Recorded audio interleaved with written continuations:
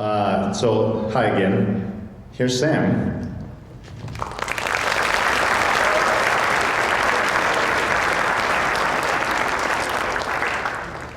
So, thanks for being respectful and quiet and here. It's really special. He's been doing this since we figured out 2011, minus obviously the year that shall not be named. So nearly 10 years that he's been doing this. And he needs no introduction to Sam Silberberg. He's gonna talk to you guys about whatever he wants to talk about. Hi. Before I say anything, I got a confession to make. I'm 93 years of age, and for 78 years, I was spending in hate of the Germans that killed 6 million Jews, among them my father, my 2 brothers, and my sister. And during all this time, I overlooked the fact that my life was saved by a German who risked his life to make a connection between me and my mother that was in a monastery on iron papers as a non-Jew. So, when you spend that many 78 years of my 93 years in hate, then it's a really bad feeling. It makes you feel miserable. And I regret that I spent so much time in hate that I could do with love and understanding. Now let me go back. Now I'm going to talk about the Holocaust.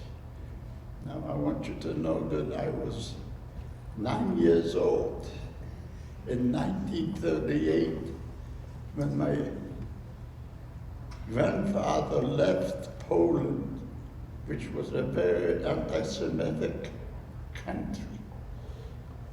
Poland is 99% Catholic. And for some reason, there was great anti-Semitism in school when I was at that age. But during that Bon Voyage party for my grandfather who left to go to the Holy Land, I noticed in 1938, I noticed a bunch of young men hovering over something and discussing something very serious, and I didn't realize what it was until an uncle of mine, Uncle Moses, noticed me nosing around those older people, and he told me that their discussion and apprehensions and fears of the night of broken glass. It was in November of 1938. It was just,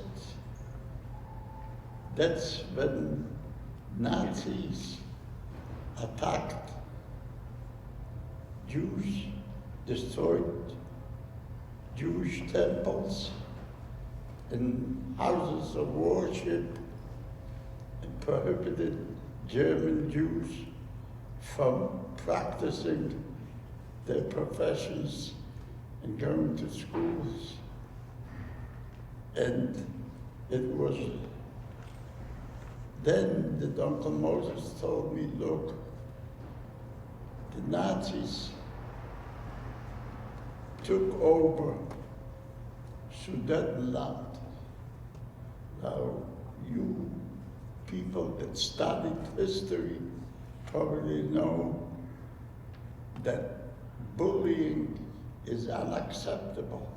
You gotta fight it.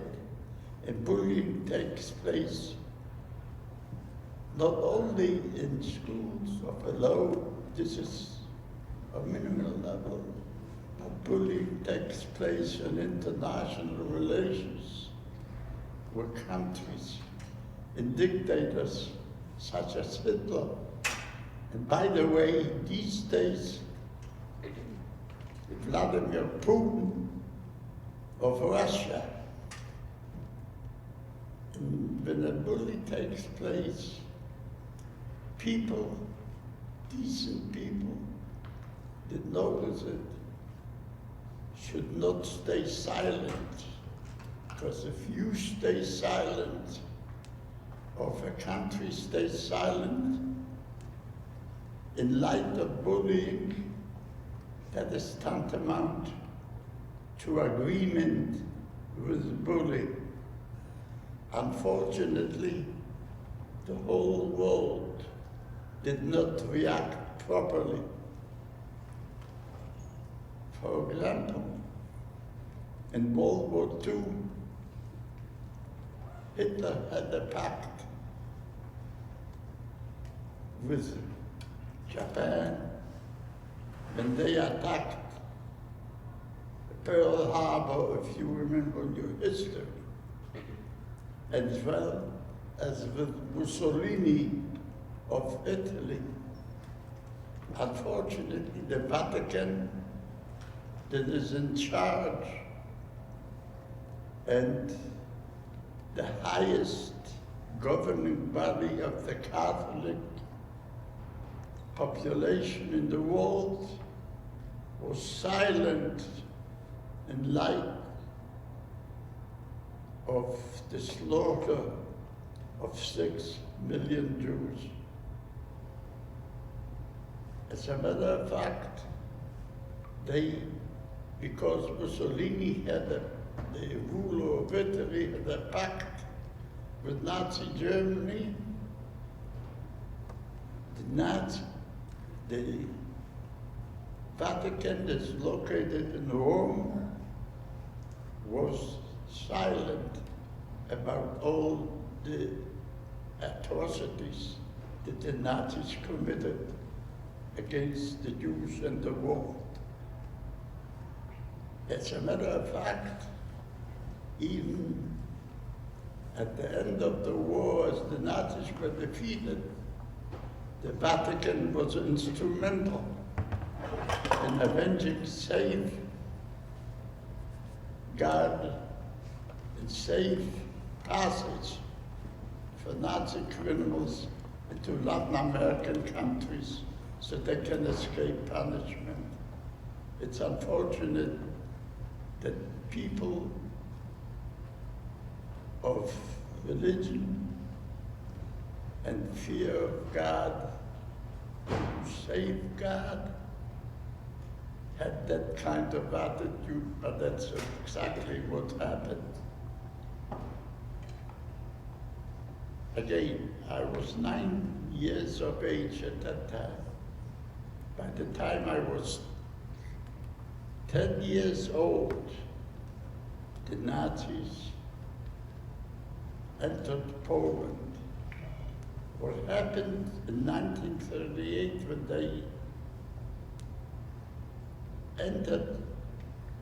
when they occupied sections of Czechoslovakia called Sudetenland under the pretext that it is a German population, speak German, so they had the right to occupy it.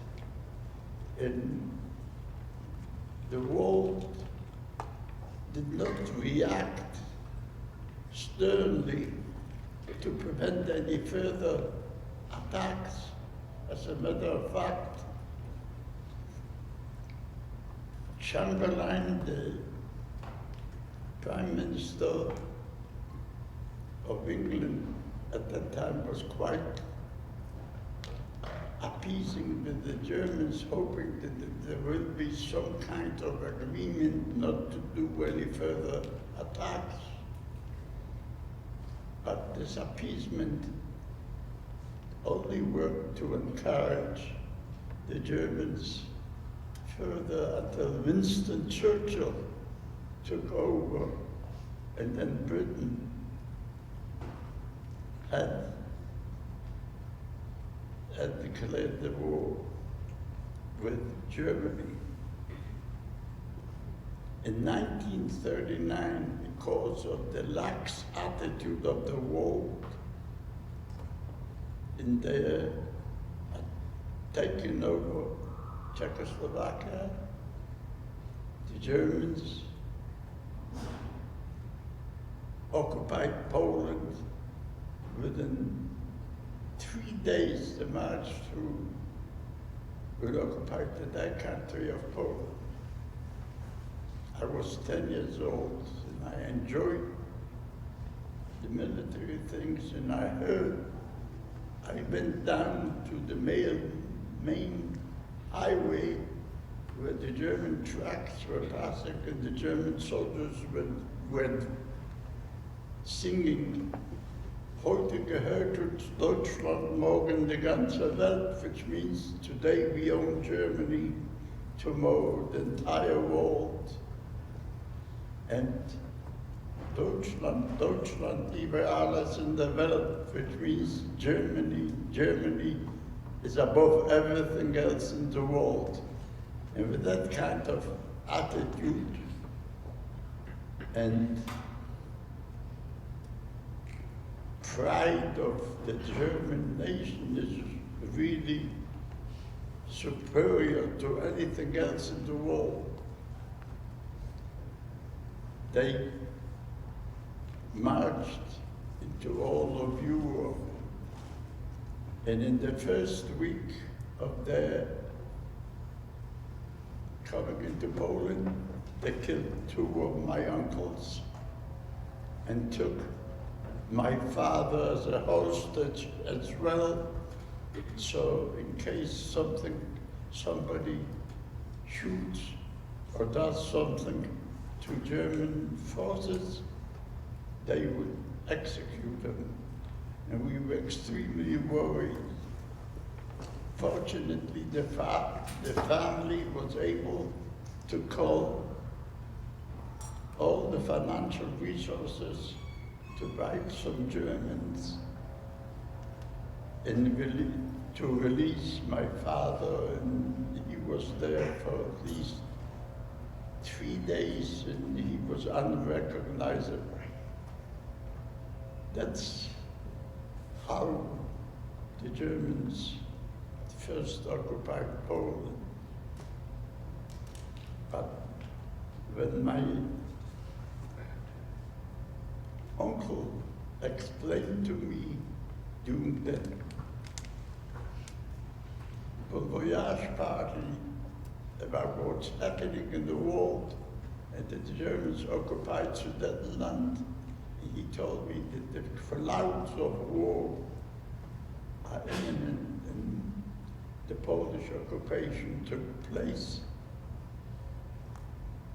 He told me, look, things can get a lot worse.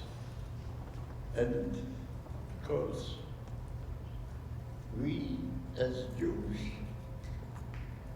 are exiled over 2,000 years since times, the pre-Christian era in the Holy Land.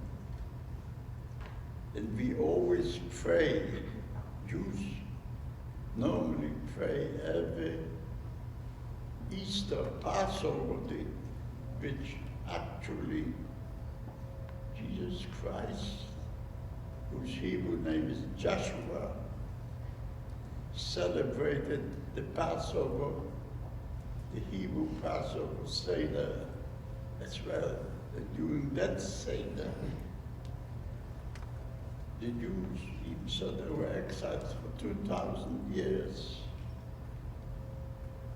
prayed with the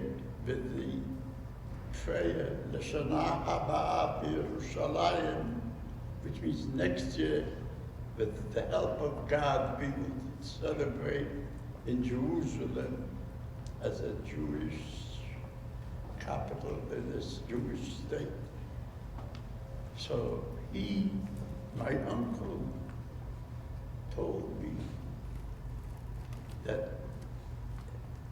it is very important for me to know that we have an attachment and belong to the Jewish, to Israel, and to build a Jewish state. He told me about the Zionist movement, and I didn't realize it until that my youngest brother's name was Ben-Zion, the son of Zion, that my family had. I was too young to know the difference, that my family had Zionist political attachments and inclinations until that time. But the Nazis have occupied Poland, and immediately upon their occupation, they issued restrictions that, number one, Jewish kids could no longer attend school. Jewish professionals could not practice their profession. And as I told you, the first week, they killed two of my uncles. My extended family consisted of 105 people. Only 4 people of the 105 survived World War II. The rest were exterminated. The Germans have issued orders not only restricting Jews from owning businesses, but they confiscated the businesses. They installed German supervisors in businesses. None of the business that my father owned. We owned a store, we owned a printing shop, a large printing shop in town, and other interests. And the Germans insisted on having a German supervisor supervise so that he controlled all the income and so on.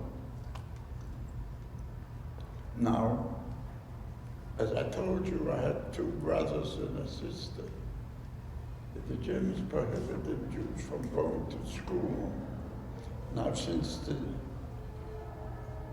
family valued education and knowledge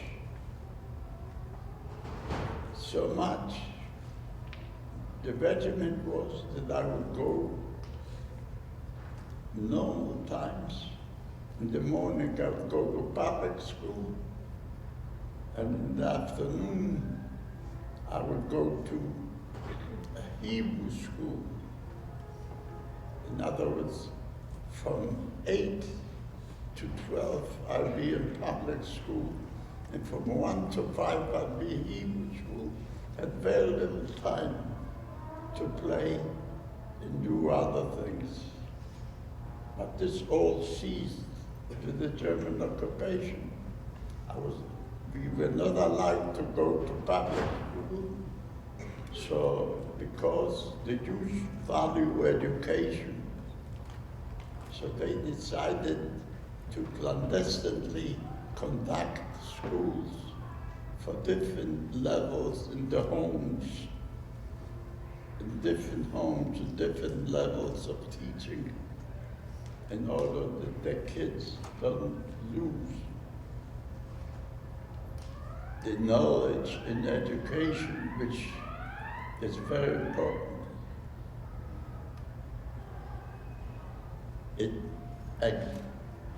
The existence under the Nazi regime in Poland was terrible. Every few days, they issued new restricting orders for Jews, so we could not have an education. We couldn't, and for the kids, for the adults, couldn't have practice their professions and their business. And they also executed the Jews in very primitive ways to start with. For example, they would take prisoners, take Jewish men, and had them dig trenches, and then had them stay there, shoot them so that they fall in the trenches, or they would execute Jewish people by putting them in the back of a truck and attaching a hose to the exhaust system of the truck so that they could be gassed that way. It was an awful way to live and stay alive. Things were going worse every day. Every week they had different edicts punishing Jews and executing them and taking them to labor camps. So this was, they occupied Poland in 1939, and this was going on throughout 1941 and so on, but they executed Jews in such a primitive way. So in January of 1942, the Nazi brass had a conference outside of Berlin in Wannsee.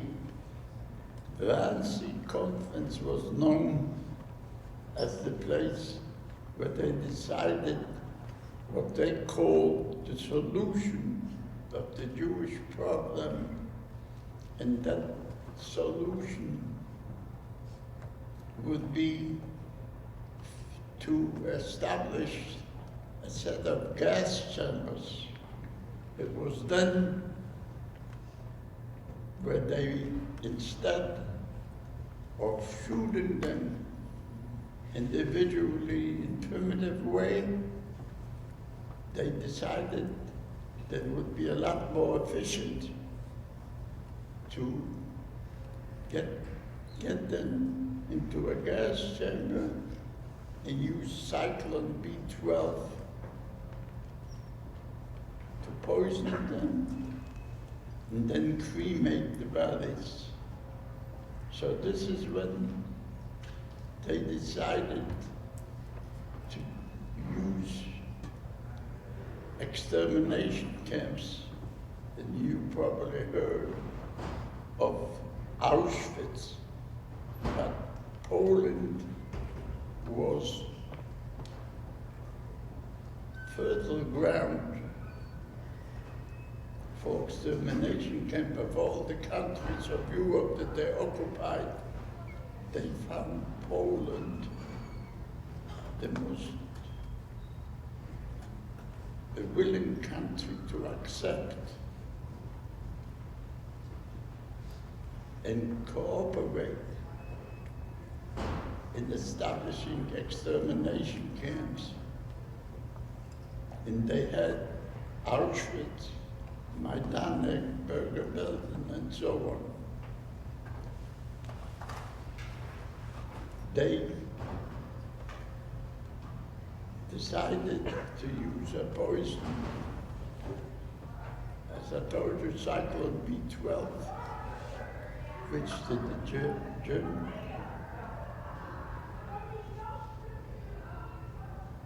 German chemical industry developed to poison Jews. The way they did it, they took men, women, and children, shot them into a gas chamber under the pretext that they're going to get cleansed and they're going to get a shower. And instead, the shower head was attached to a gas which poisoned them, killed them, and then they cremated them. Auschwitz was known as one of the largest extermination camps, but there were many others, primarily in Poland. As a matter of fact, the Germans built a special railroad in Auschwitz and an attached camp which is called Birkenau, where they would take Jews from all over Europe and shove them into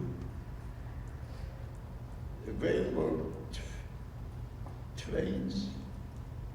The railroad tracks had all closed and only had a small window, and the prisoners were not fed, and they were transported to extermination camps like Auschwitz. I happened to live in a town called Jabożno, which was about 15 miles out of Auschwitz. So we, in our family, knew exactly what was going on in Auschwitz because our Polish neighbors had told us about what was taking place. And as a matter of fact, when all these transports were going, they were so massive, they couldn't kill him fast enough. So the Germans sidetracked in our town, on the railroad station, some of the tracks. And since the people in these trains were not fed, they were starving, and when they sidetracked a train, and my mother found out about it, so she asked me if I would go, and she would give me bags of food to go and give it to those sidetracked trains, people who were starving. And it was a very dangerous situation. I was then already 10, 11 years old. And if the Nazis would have caught me, they could have taken me in with those things. So when I approached the railroad, the side-track trains, there was the field, which was all with bushes and stuff like this. And I crawled through the bushes to see if I could throw the food to those outstretched hands from those wagons. And I did, but it was very dangerous. So that when I came back, my mother asked me how it was. I said that it was fine because I was very proud that I was able to do it, but as a kid. But I was also didn't want to tell Mom how dangerous it was for me to do it, and that the Nazis could take me in, because then she wouldn't let me do it again. And life was very tough. As you know, during wartime, everything gets restricted and rationed, because all goods and all services were geared to serve the German Reich in the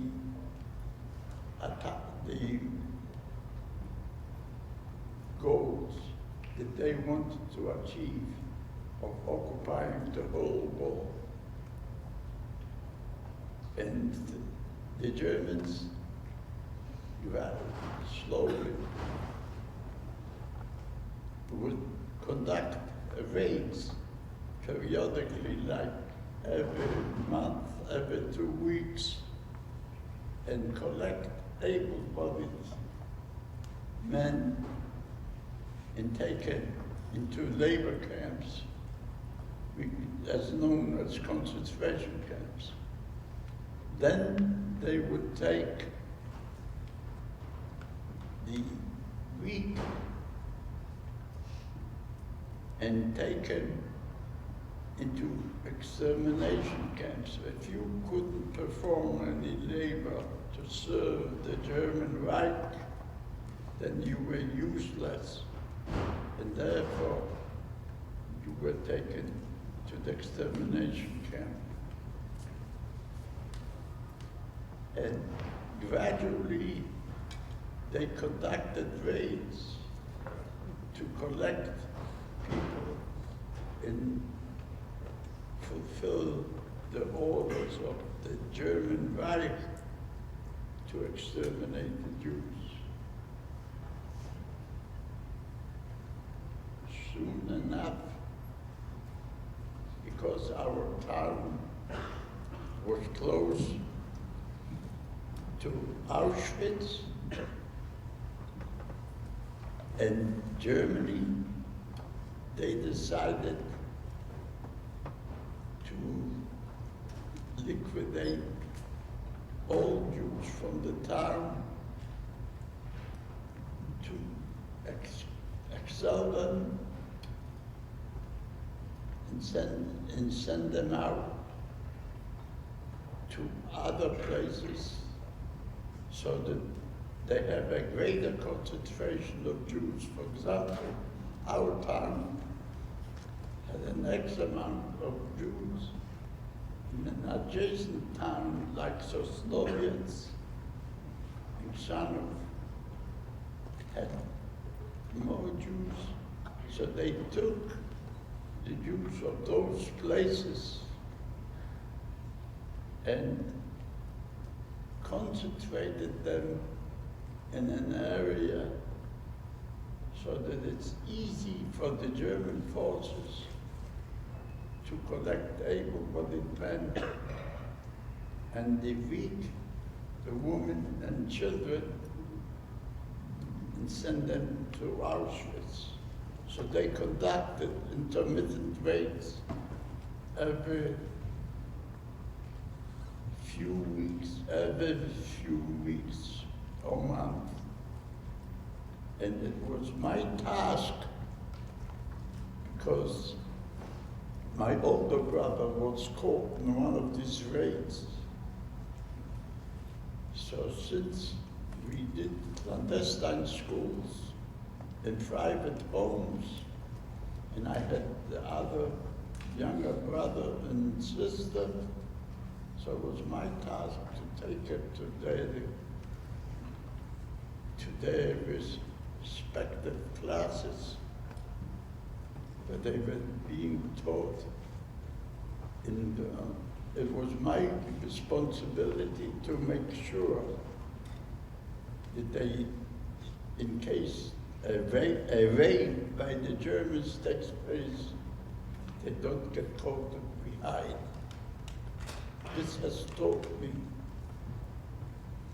how to escape for possible danger.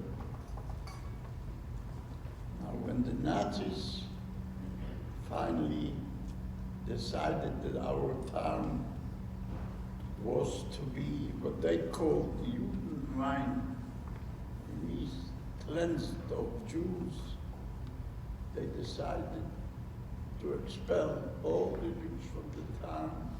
They confiscated all their real estate, their possessions and everything, and sent us to a different town, which made it easier for them to collect, because they took the Jews from the entire area to collect in that town, to settle in that town.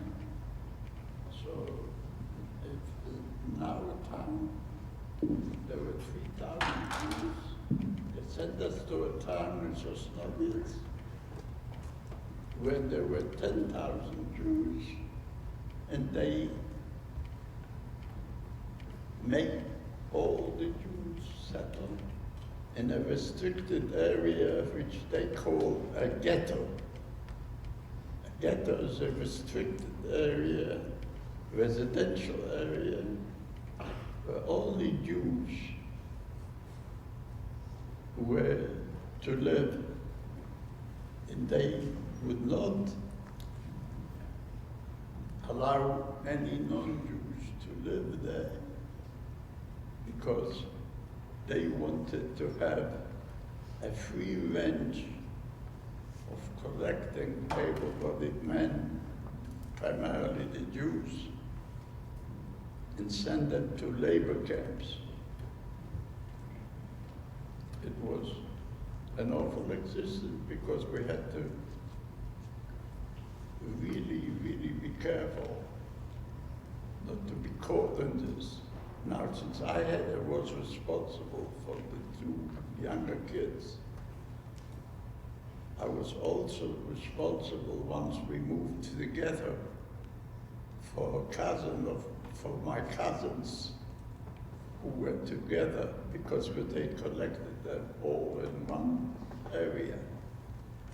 So as we were there, as a matter of fact, once the Germans conducted a raid, and I was caught.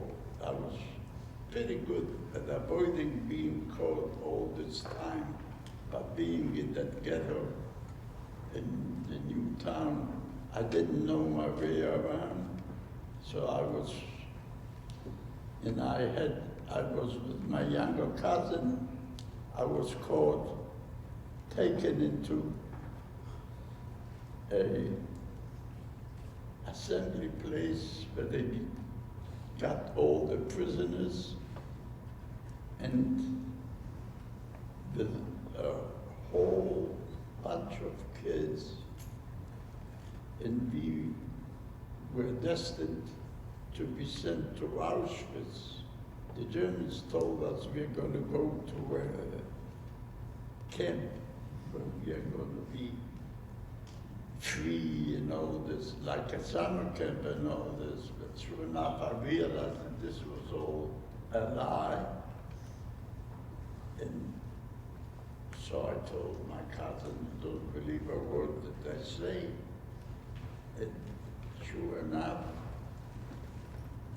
after 3 days that they assembled enough kids to send on trucks to the Auschwitz extermination camp, they had us go down the building to the trucks. And as they were loading us on the trucks, I told my cousin, look, we gotta get away from here, because otherwise we are gonna be killed. And as he was being loaded onto the truck with a stepladder, and he was ahead of me. He was already on the platform of the track, and I was on the step ladder. The kids created a ruckus behind me, and the German turned away for a minute. So I grabbed my cousin and I said, let's get the hell out of here. And we ran away.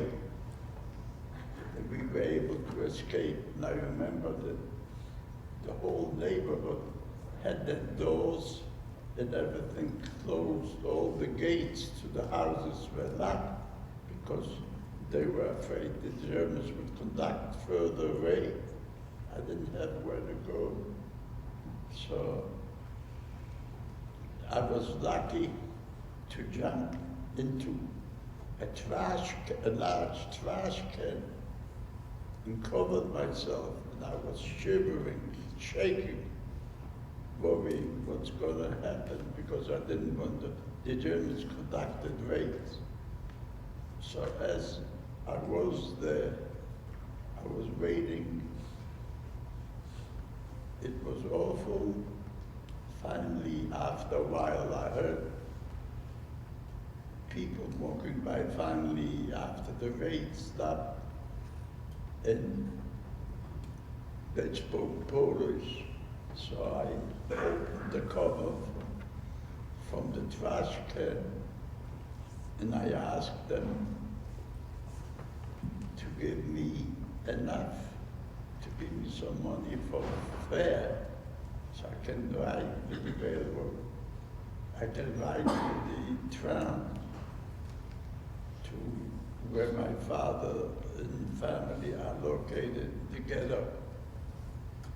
Now the ghetto had very many restrictions. And the restrictions were primarily that of food and materials, because everything was geared towards the German effort of the war. Normally, in times of war like this, where there's shortage of food and goods, people develop a black market.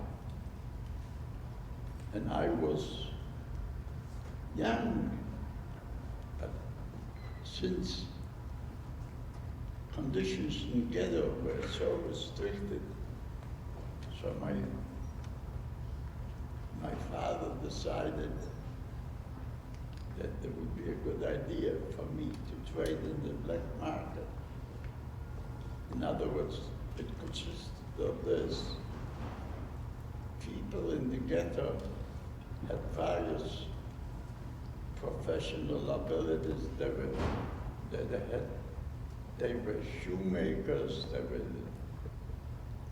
tailors, they made shoes, they saw different uniforms and different clothing and so on, which was very rationed and restricted, while people outside of the ghetto, the Polish population, had an agricultural society where they had food and meat and so on and other needs. So there was traffic between the ghetto and the outside world. It so happens that the Germans were smart enough to institute control of the ghetto by a Jewish militia, which happened to serve the orders and the purposes of the ghetto. And the price to get out and in of the ghetto, which was very restricted, was very exorbitant, which we couldn't afford for me to go out of the ghetto to contact the outside population. I had to smuggle my way through, go out, So I looked like a Polish student and take stuff. I didn't know, I was 12 years old.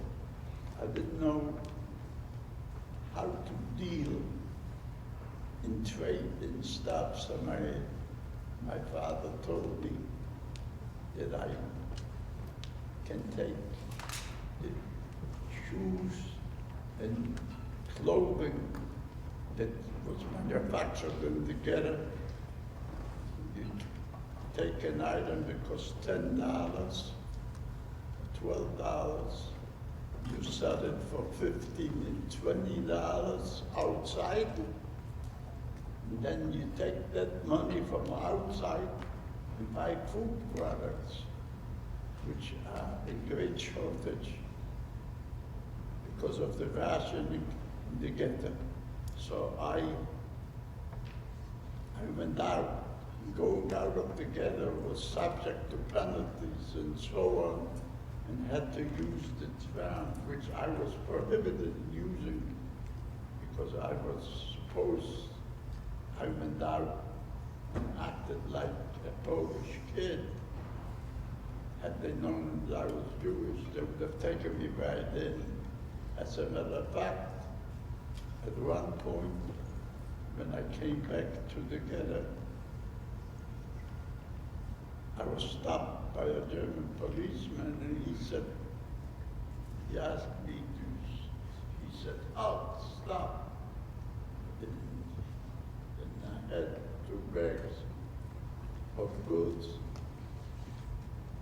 So I started running and realizing that he was running after me, and I had to have had a bottle of booze in one of the bags, and I dropped it. I dropped it specifically because I wanted it, and he picked it up, but he was picking up the booze and looking at it.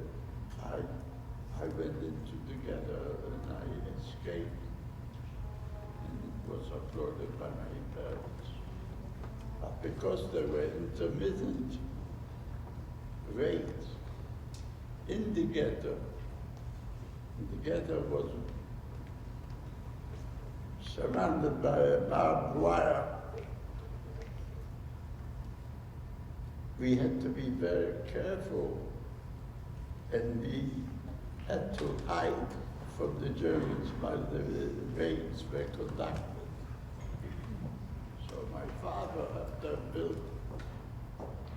separated a room, and we built in a basement apartment on the ground floor. Thank you. On the ground floor.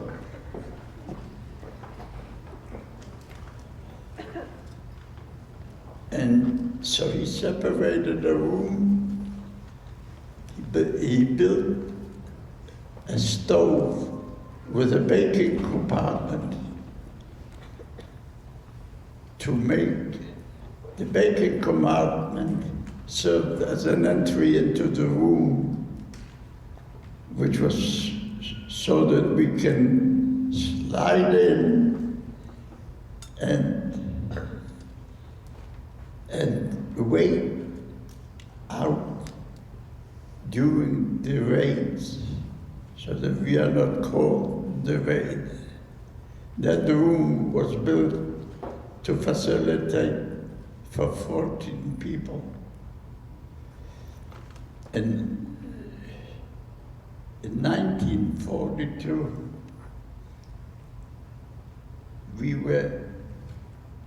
there was notice because our apartment was in the basement floor, the ground floor. We noticed the whole line of German trucks and so on surrounding the ghetto.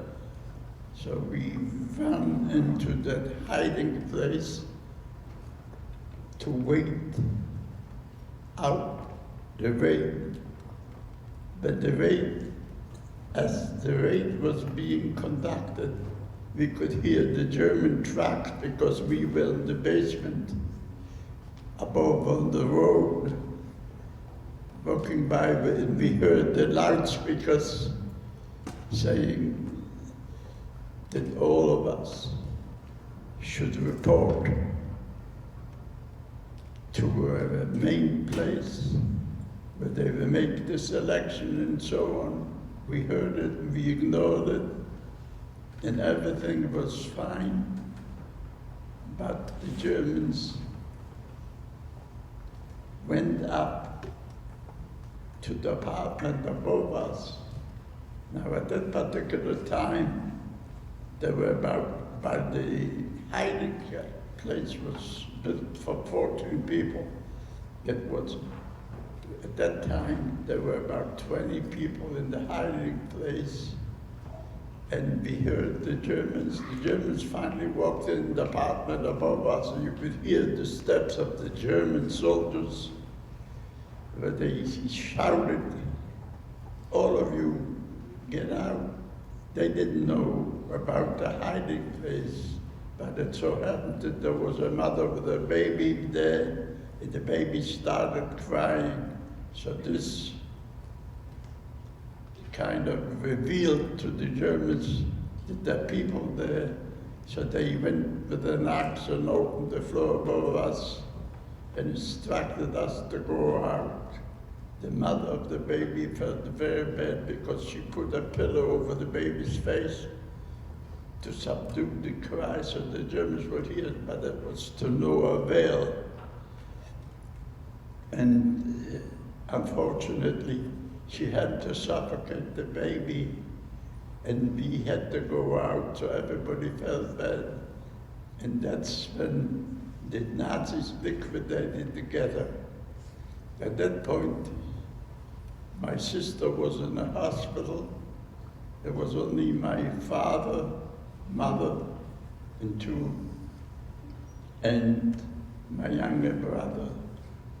So as we were going to the assembly place, we were forced to go where they made the selection between able-bodied people and so on.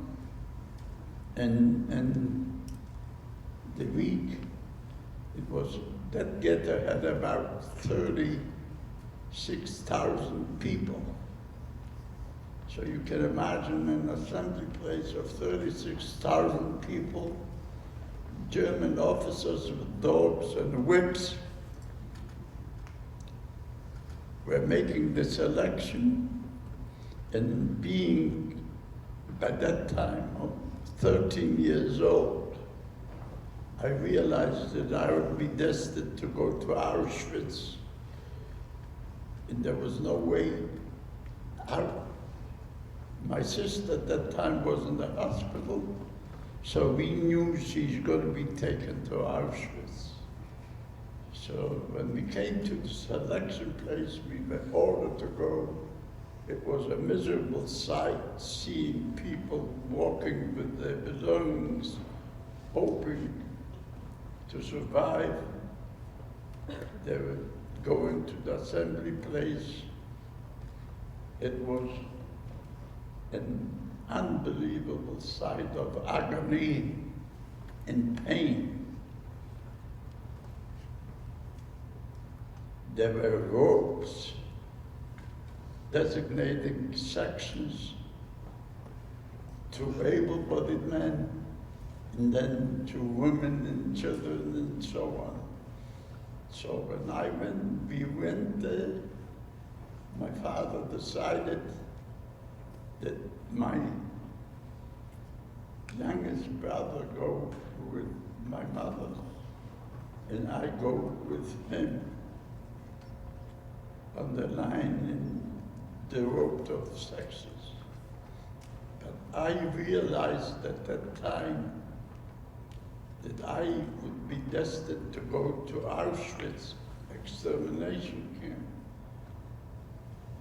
And I didn't want to hinder my father from surviving, so I told him to go ahead.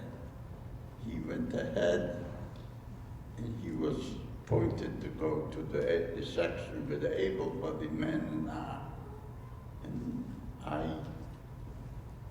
was holding off until in front of me there was a couple with kids, but they separated the husband from the wife and so on, and the kids created a ruckus, and the German Nazi was busy with taking care of separating that family.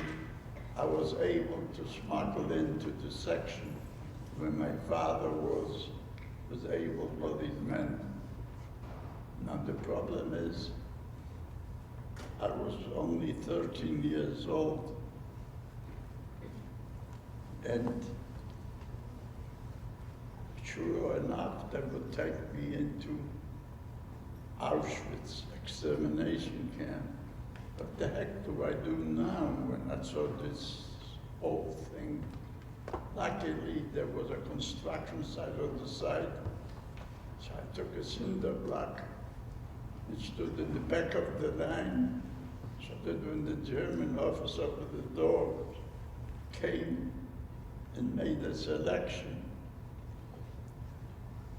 and asked my father, "What are you doing?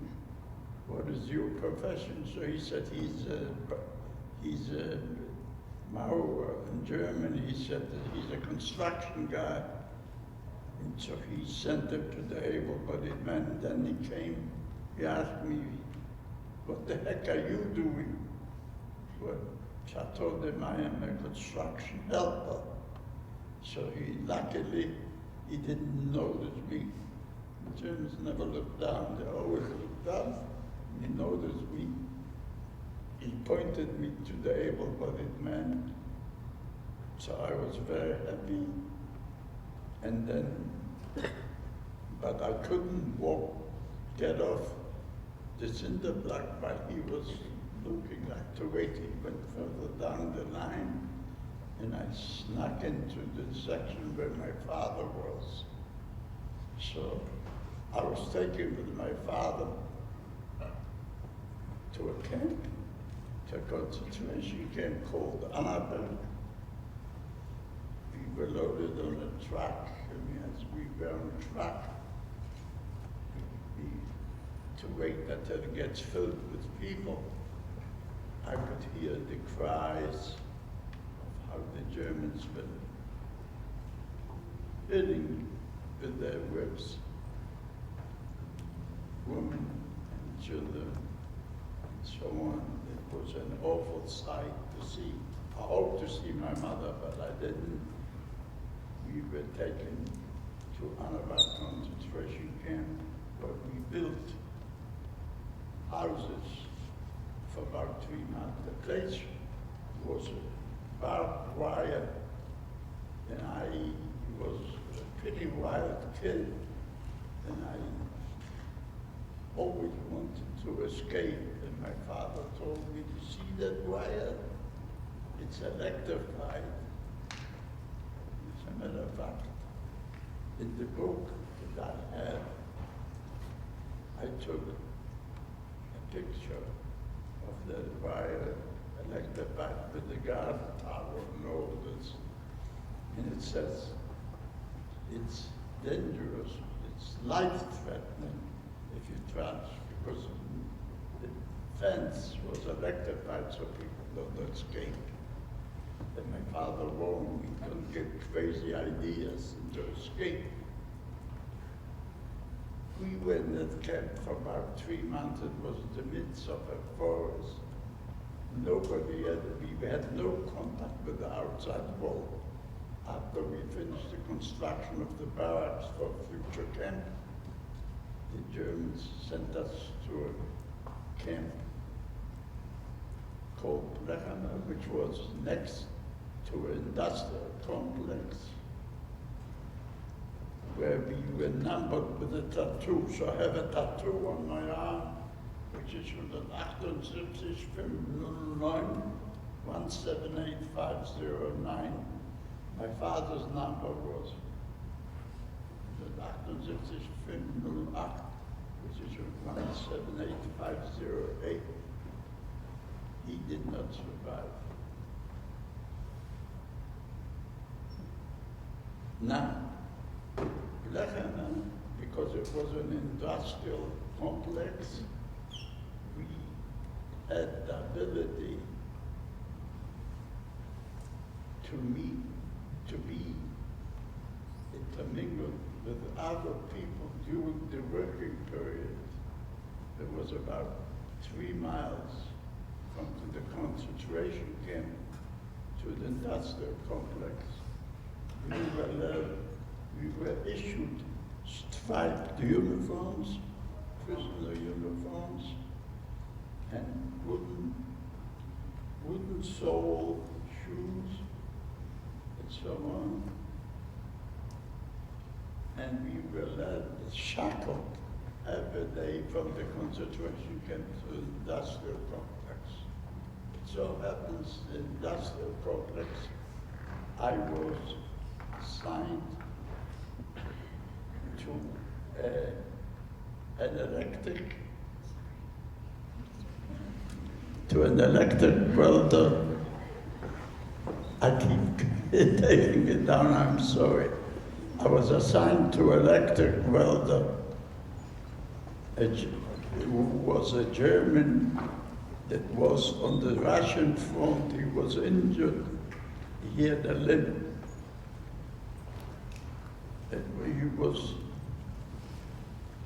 He was tired of the war, of course.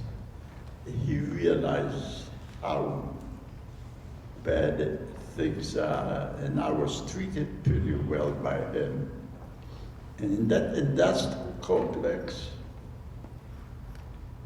we had a chance to meet different prisoners, mostly prisoners of war from different countries. Specifically, there were British, French, Russian, and there were also civilians from all parts of Europe who were in this industrial complex, of course, building the German industry. It was a terrible place. It was, however, my boss, my German boss, was fairly easy. He had a lunch hour of an hour.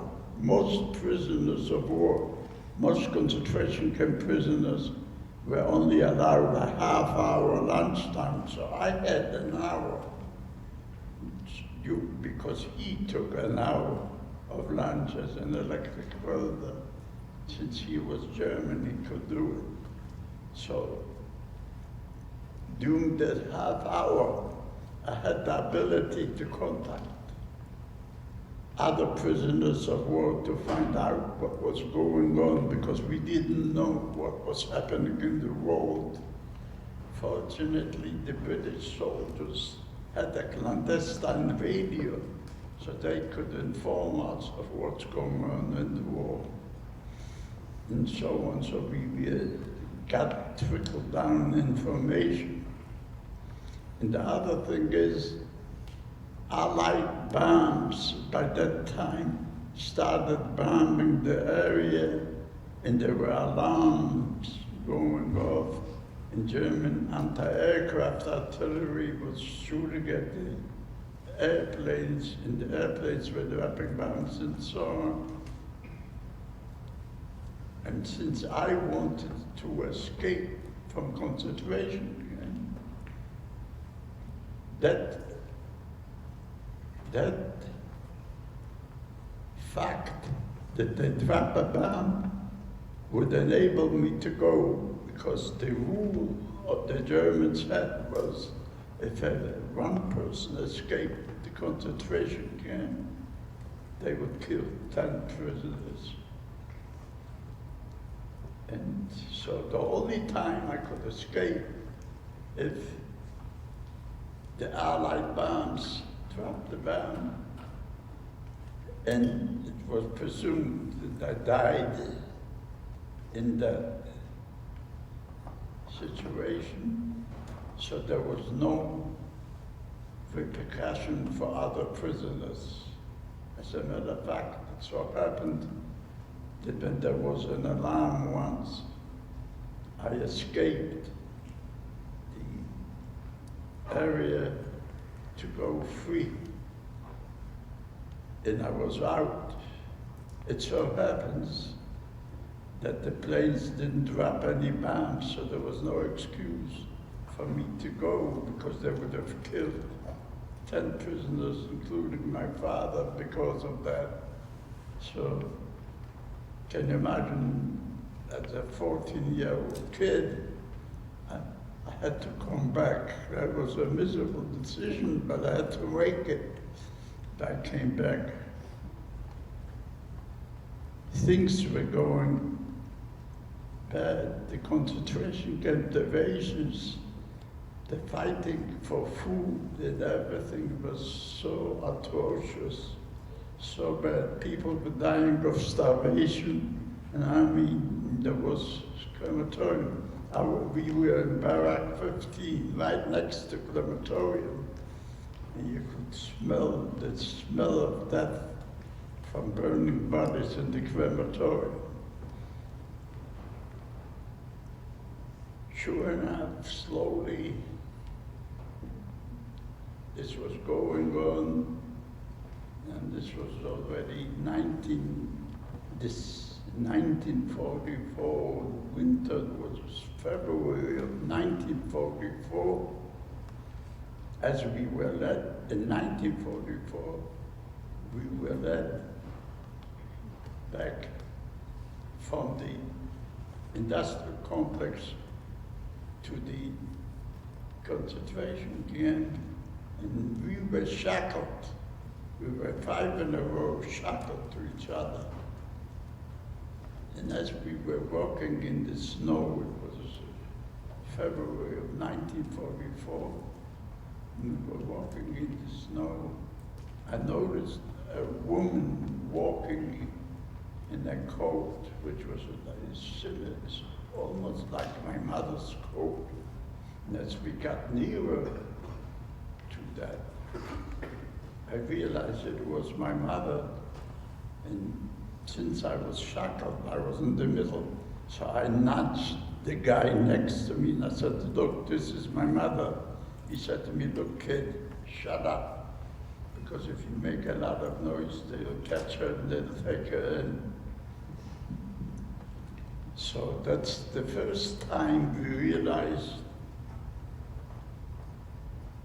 that my mother survived. We were in the camp. When I came back to my father, we discussed it. The situation in the camp was awful. People were dying of starvation, fighting for the slightest drop of food. It was unbelievable. And don't forget, I was 14 years old by that time. And I said to my father was a very religious person. He maintained the law of being kosher, so that there's something he didn't eat certain food which went kosher and so on. And he was a very strong believer in God. He was very, very faithful. And I said to him, "Look," we had discussions. I said to him, "Look, God will forgive you if you eat stuff that is not kosher to survive. You can do it. You won't break any laws." And I said to him, "Look, Dad, you believe in God and everything, and the Nazis say that God is rhythm. As a matter of fact, I have here a belt, which is a German Nazi belt with an SS insignia. I will hand it over so you guys can see it."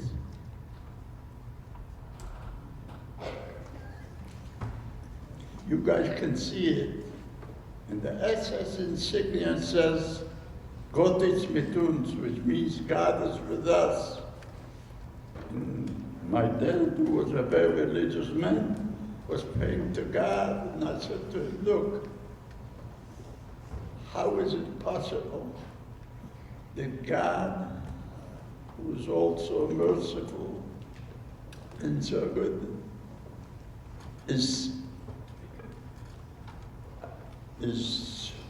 allowing that kind of atrocities to take place, and they say God is with them.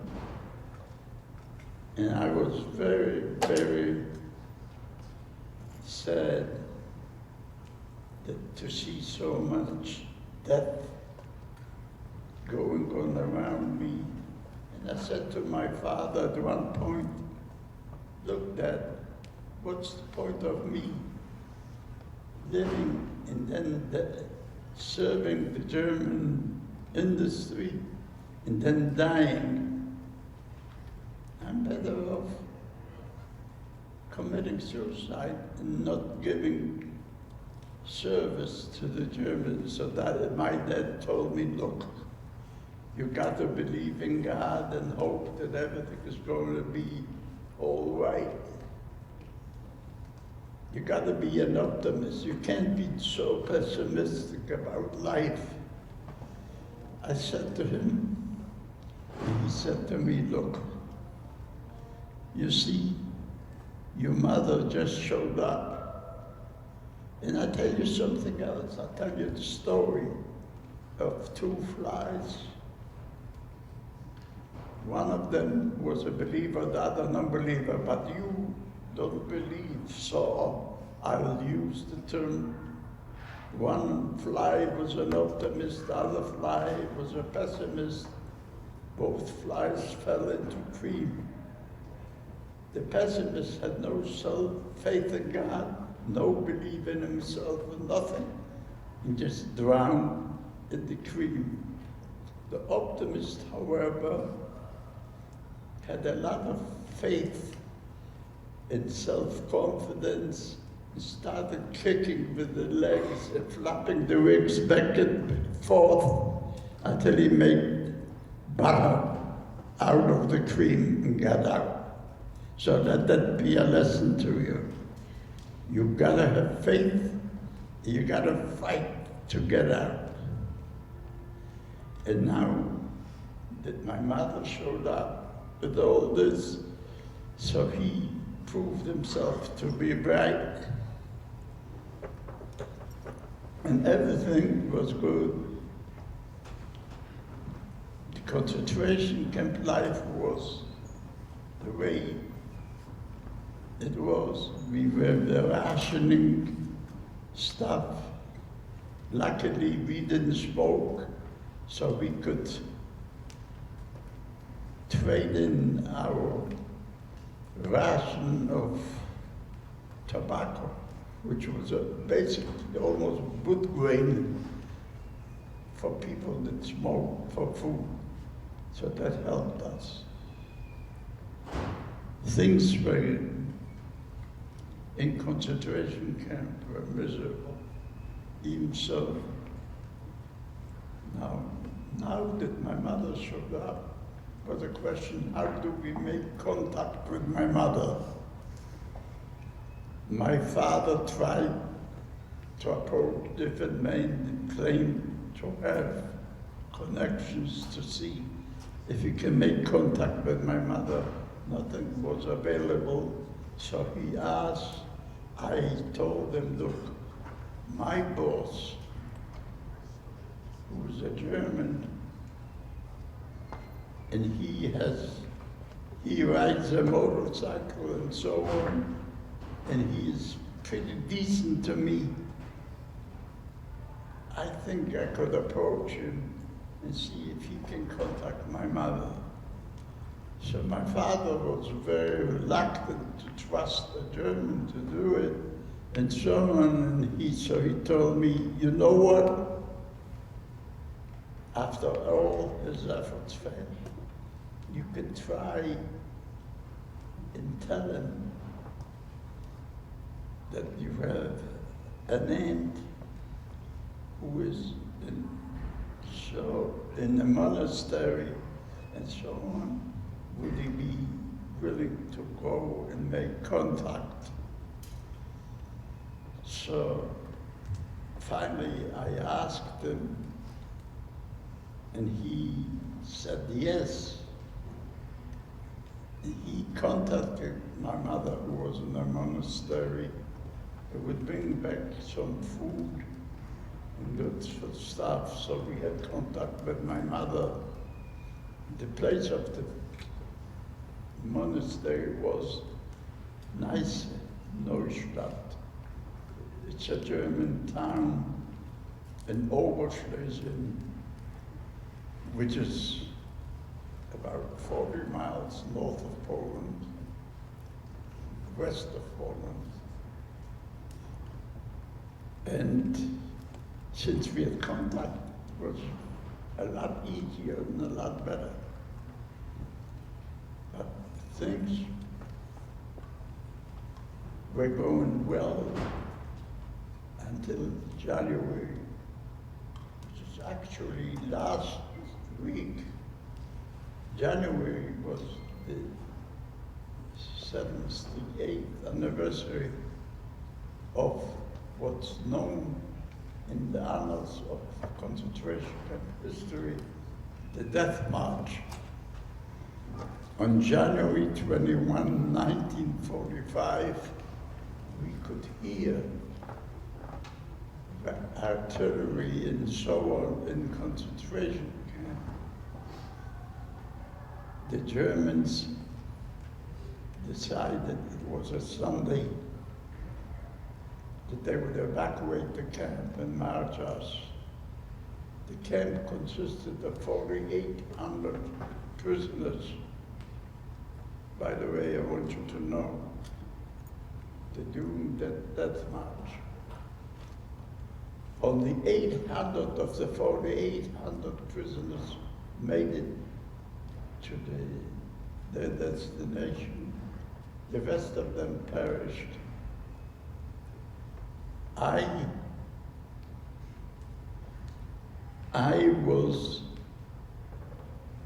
with my father, and I told him when the order came that we get on the Appellplatz, which means the assembly place for the prisoners, to start the death march. And I said, instead of going to the assembly place, let's hide in the attic of the barracks. So my father said, look, the barrack is next to a crematorium. They will most likely explode the crematorium. The barracks will go with it. We're going to be killed. So let's not do it. Let's go with the march. We went with the march. That march was awful. All we were given orders to take was a blanket and a metal canister. We were not fed. We were marching during the day in the deep snow without being given any food. Fortunately, it was winter. There was snow on the ground, so we could take snow into the metal canister and melt it on our bodies. It was awful. People were dying every day, left and right. As a matter of fact, we were so weak during that march that it was too burdensome to carry the blanket. Since so many people were dying, I could wrap the blanket in the morning, knowing that towards the evening I would get a blanket from a corpse of a person who died. That's how bad it was.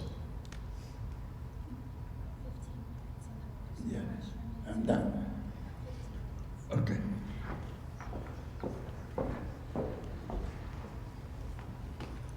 And this march was going from Sunday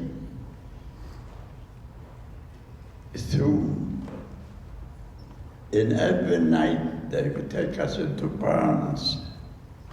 They would take dogs and drive the column of prisoners into abandoned German barns to overnight in villages and get us up the following morning. This was going on for 3 days. We were starving in starvation. As a matter of fact, at one point, a German peasant threw a bucket of small potatoes. It was about Tuesday of that march to the prisoners. My father, who was a very delicate man, didn't do anything.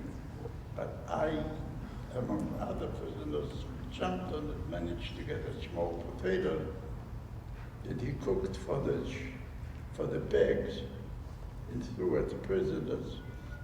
And I remember we were starving, and I caught one of those potatoes among the other prisoners who jumped on it. And I remember hesitating whether I should share it with my father. But thank God I had this strength of character despite my starvation and hunger. And I shared it with my father, and I'm very proud of that. This is a test which no human being should ever be subjected to. We marched, and all of a sudden, the fourth day, Thursday, we saw a sign, nice in Neustadt. The place where my mother's monastery was 24 kilometers. I said to my father, let's hide in the snow and so on. And we were going to hide, but the Germans got us up at dawn, so we couldn't hide.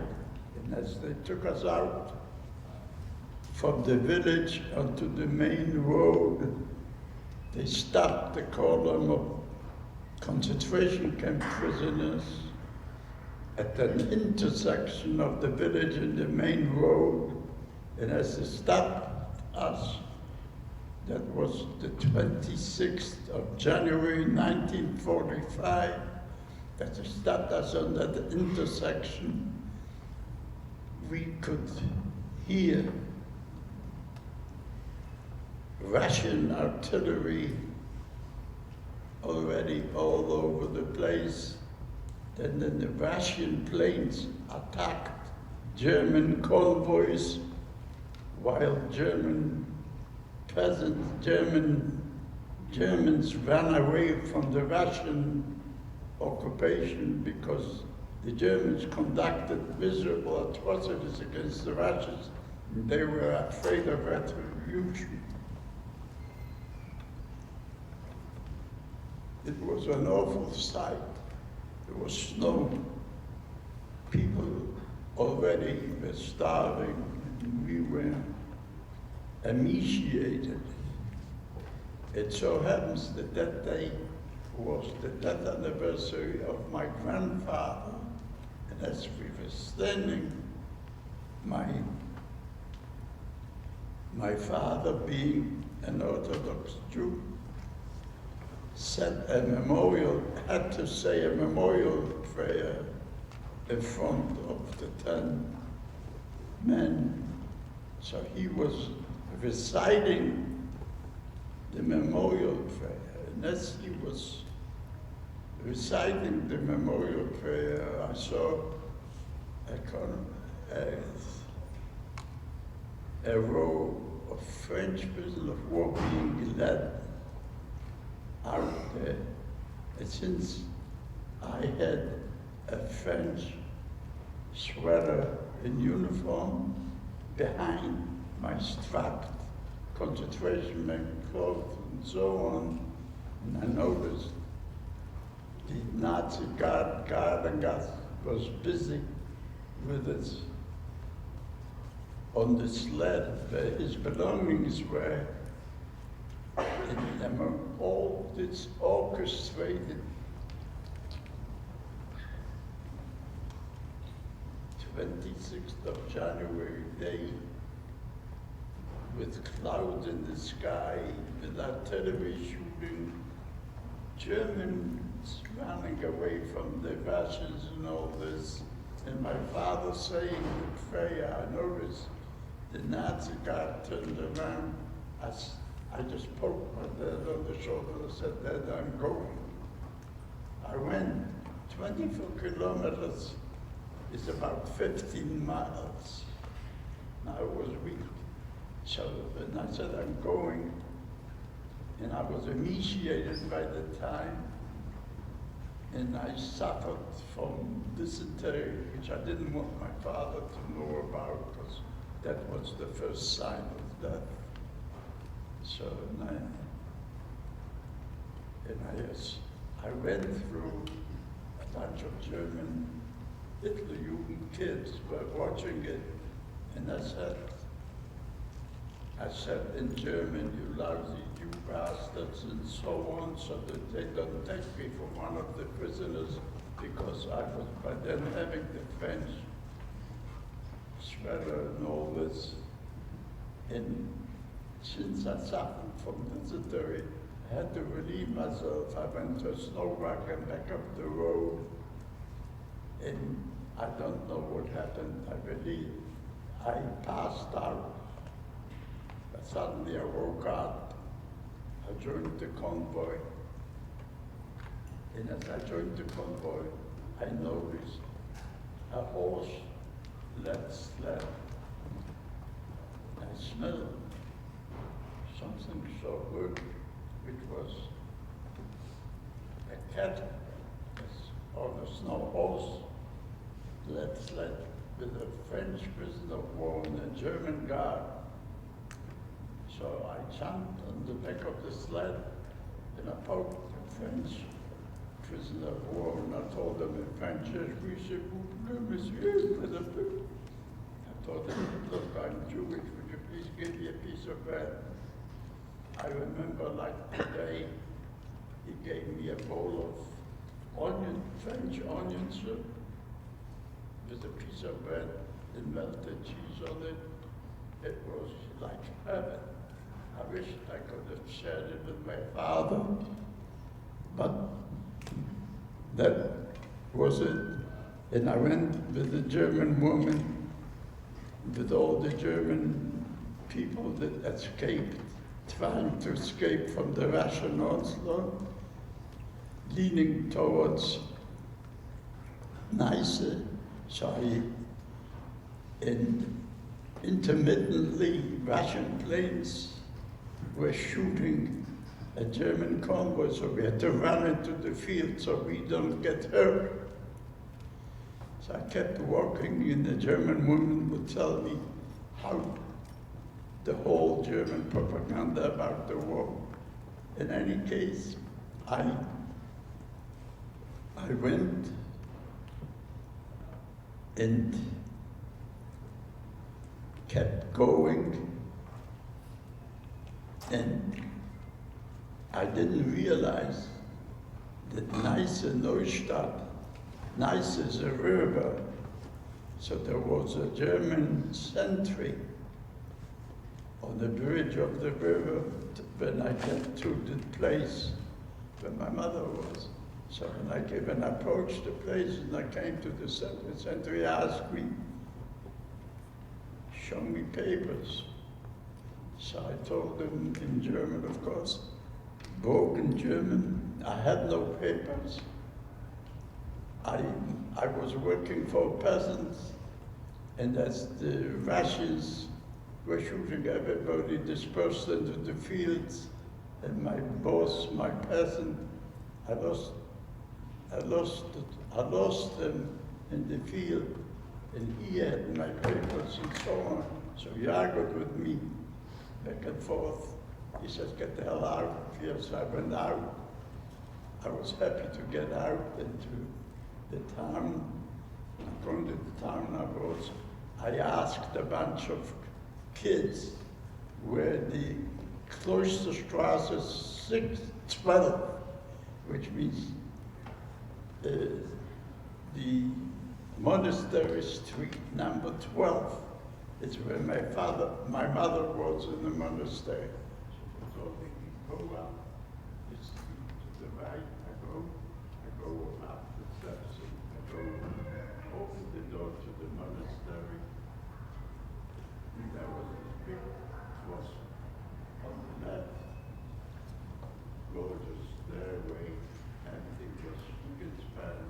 I was very afraid because I didn't want to expose my mother. All this I stood behind the cross and waited. And I saw this room.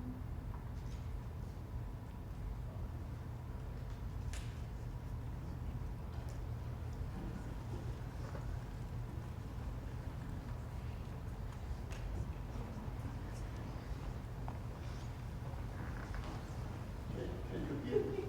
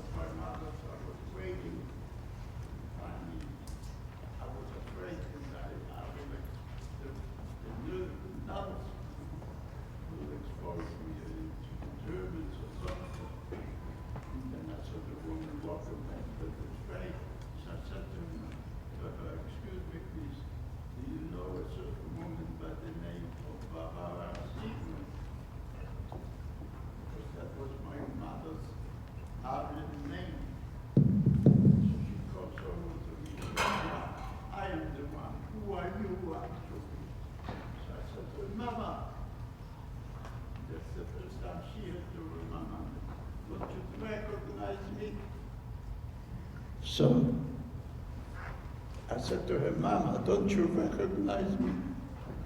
And immediately being starving, I was going to take something off the tray. She said to me, get outside. I will take care of it. So I went outside. She came out. She took me into another monastery where an aunt of mine was an agrarian monastery, and she hid me with 2 other people in an attic, which was a summer residence, and this was January of 1945, so it was cold, so we went into a residence, and it was an agrarian monastery, so she was milking cows and so on. So she was able to feed us from the food that they had for the pigs and cows and so on. And we waited out until finally it was again. I wrote a book, you can read it in the book, that is, I'm missing a lot of details throughout all of this. Again, it was very bad because at one point Russian planes were shooting up the roof of the barn where we were hiding, and we had to come down. We went into, after the shooting of the planes, we went into a residential area which was abandoned by the peasants and waited out until the Russians came in and liberated us. So that's how I went to my mother. And we were walking back to Poland. When we came back to Poland, we hoped that my father would survive in all this. Unfortunately, nobody else did survive. And we went to Poland, and like after any war, the black market was, we survived by dealing with the black market. And I met a boy in Krakow, Poland, who was in Hungary in a youth organization, Zionist youth organization, whose goal was to go and create a a Jewish national home in the Holy Land. And I was very excited about going there, and I told my mother about it. My mother agreed. Eventually, I went, and my mother took me to Krakow in the railroad station where I was to meet that guy and go to Hungary with the youth organizations.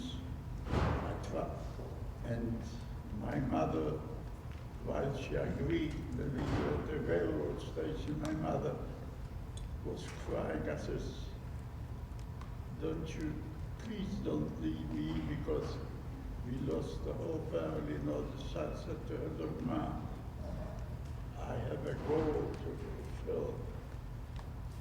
It's a goal of 2,000 years of Jewish exile and the end discrimination in the world. I want to go and create a place. So I have to do it. And she was crying. It was an awful situation. So I said to her, look, maybe you can afford to lose a husband and 2 children, 3 children. I just don't want it to have to be, and I got to do something about it. And I left. It was a very cool departure. I felt very sad that I had to speak like this to my mother. I went to the Zionist organization, went clandestinely. It took 2 years. Till 1947, we went clandestinely to Palestine, and we were intercepted by the British Secret Service, which served the British Empire, and taken to Cyprus, where I spent 8 months. And I was sworn into the Israeli to the Haganah, the Israeli Defense Forces.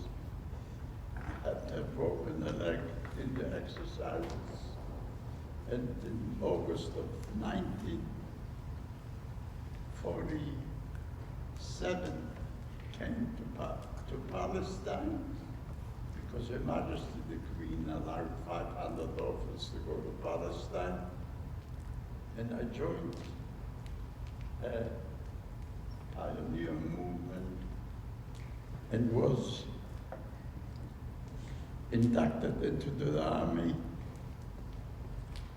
And I was proud and happy to participate in the war liberation of the State of Israel. It was quite an experience to experience this. As a matter of fact, my girlfriend died in that war. And I was in contact with my mother, made apologies for the rude statements of the railroad station and so on, and worked my way in hope to buy property in Israel.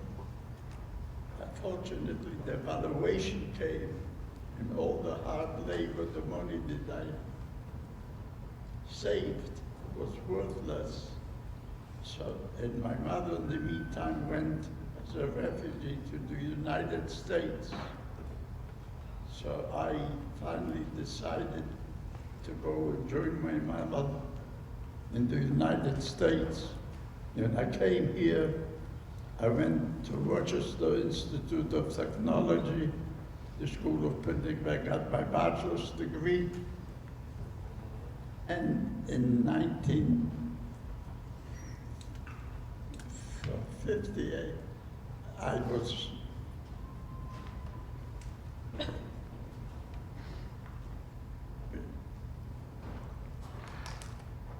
after I got my bachelor's degree, I went to New York.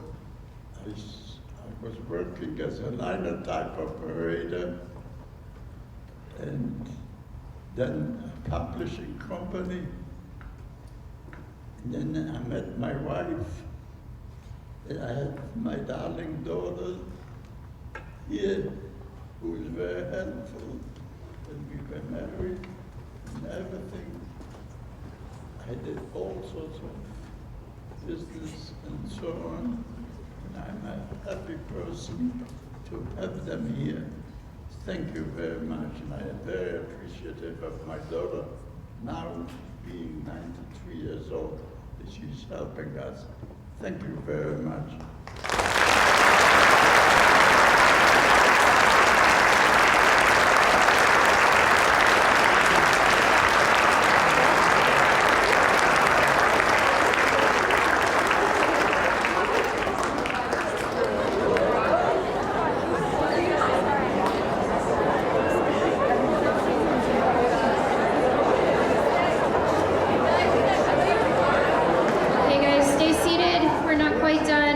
A little bit of time before your lunch, or if you want to purchase a book after for some questions.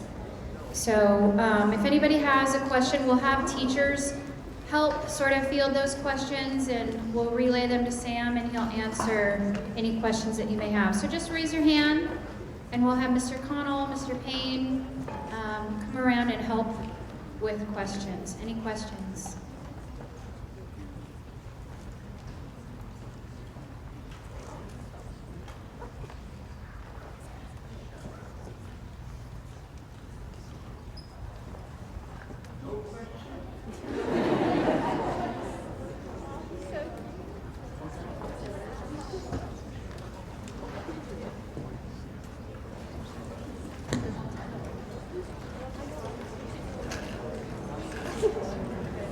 How long have you and your wife been married? When we were married in 1958, that's 64 years.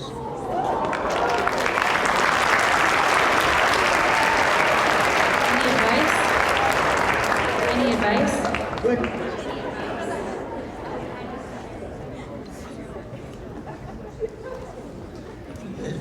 How I stay married so long? You stay quiet.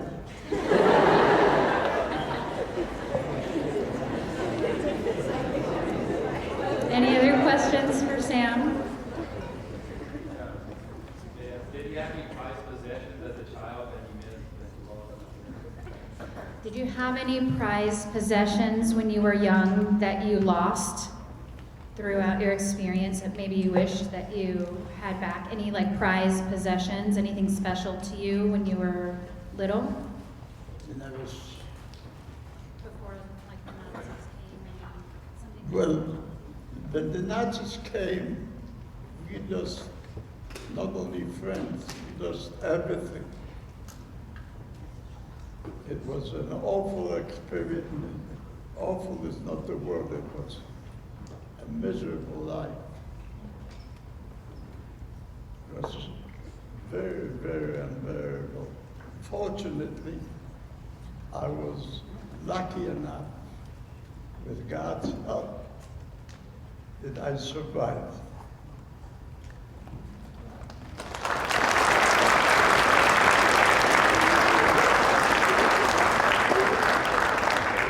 Questions? So this young man wanted to know how many are, and if you'd met any other survivors from the Holocaust.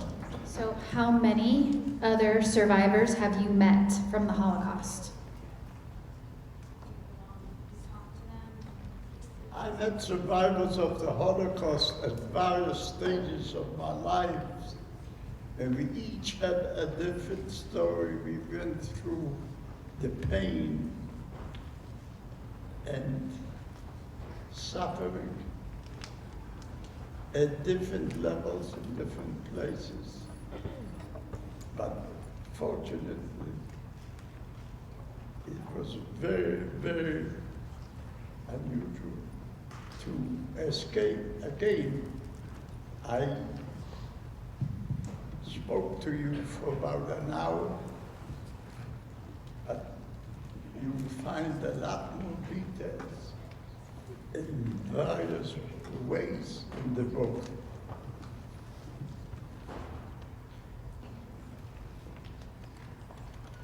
Any other questions? So where did the belt come from? How did he get the belt? The belt. Where did the belt come from? That you sent passing around that you brought? Where did that belt come from? The belt came from when my wife and I were traveling in through Nehalem, Oregon, and there was a sale, and I saw once there was one. It's like the sale. It was like a sale of different items in the village of Nehalem, and I saw this belt, and it reminded me of my discussion with my father. So I bought it. I think I paid for it $10. That was about 25 years ago. Mr. Connell, I think I saw hands over here earlier. I don't know if they still. Yeah, we had another question. Did he make any friends, or does he keep in touch with anyone from the concentration camp?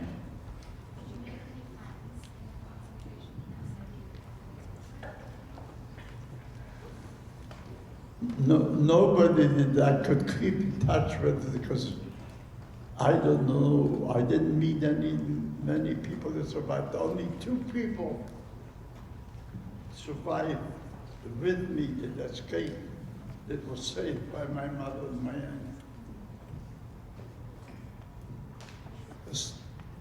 This might be a difficult question to answer, but who was he maybe closest with, or who was he, the closest with out of mother and father before the Holocaust? Who was he closest with Yeah. other than his? No, what was it, the mother or the father? Do you feel like it closer to one or the other? So were you closer to your mother or your father? I was always closer to my father, but I want to tell you, my mother was a very valiant woman to do what she did in walking to a concentration camp, which endangered her life just so that she can get to meet her husband. I don't think she counted on me. Unfortunately, my father, may he rest in peace, did not survive. But my mother was an extremely capable woman to be able to go through iron papers and stay in a Catholic monastery without being detected as a Jewish woman. It's just unbelievable.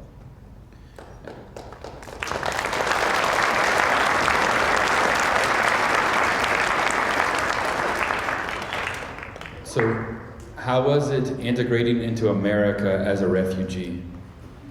How was it integrating into as a refugee? It was, to be honest, it was quite easy because I love this country. I enjoyed the freedom. I was young, and I had a lot of friends, and I enjoyed life. And as I told you, I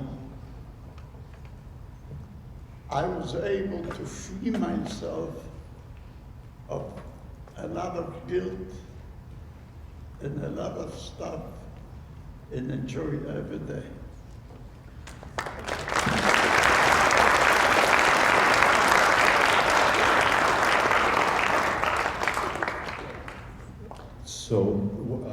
have two.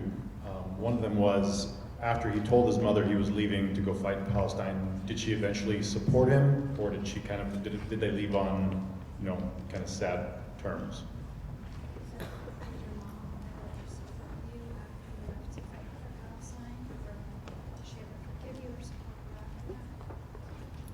My mother was an unbelievable person.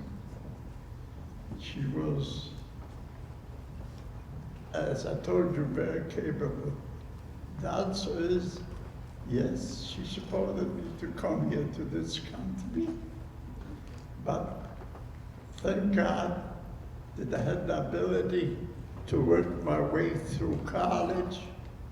I was working by going to college and tried to be as independent as possible.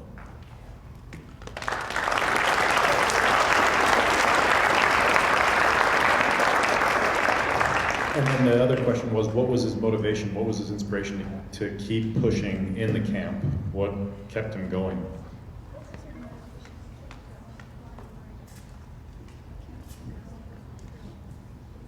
My motivation to keep going was, as I told you, my father imbued me with hope.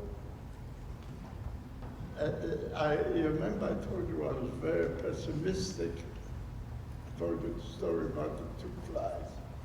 My father, who was a religious person, told me to be positive. He told me to be forward-looking to life. And thank God I had the strength and ability, and that I survived all of what I survived.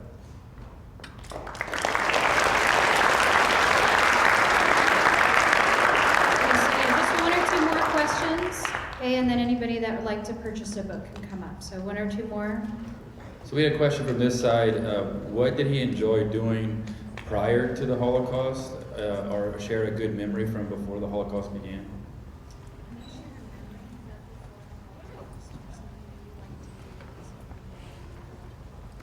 But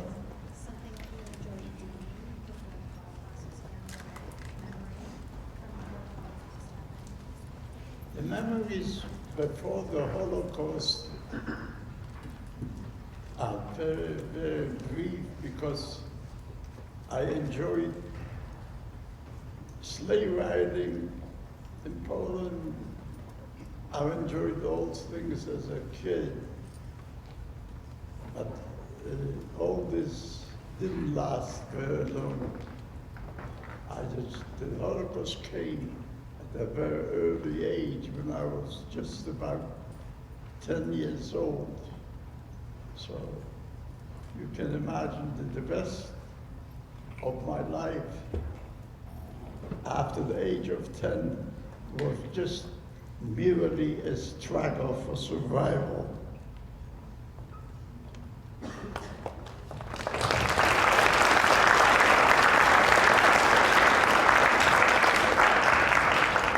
This might be a good one to kind of transition to the next and kind of finish.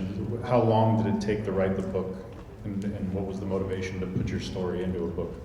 How long did it take you to write your book? What was your motivation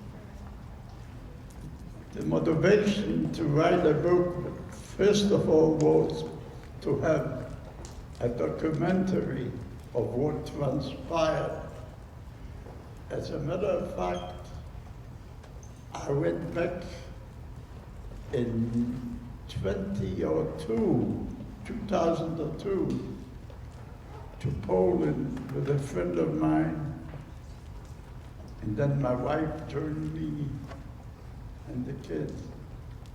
But I went back to Poland and with a friend so that I can go back to the site of the concentration camp and so on, so that I document accurately what happened.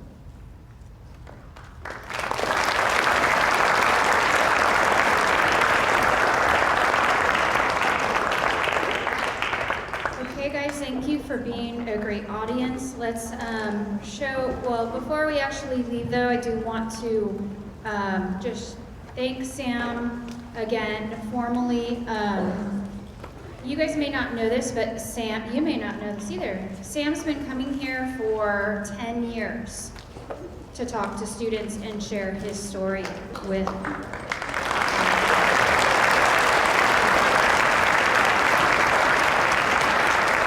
I don't know that I've ever seen him sit anytime that he's ever presented.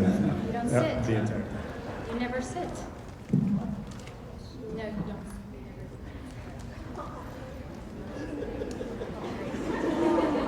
We have just a plaque here of appreciation for you, Sam.